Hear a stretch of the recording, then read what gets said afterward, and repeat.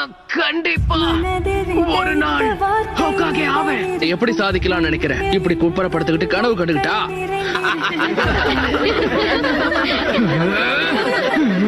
அது அந்த பையன் தானே கூட்டத்திலே தோத்து போன ஒரே ஆளு. நல்ல வேலை அவன் தோத்து போனான். இவெல்லாம் ஒரு நிஞ்சா ஆனானா ஊரு தாங்கும்னு நினைக்கிற நீ? Shadow clone jutsu.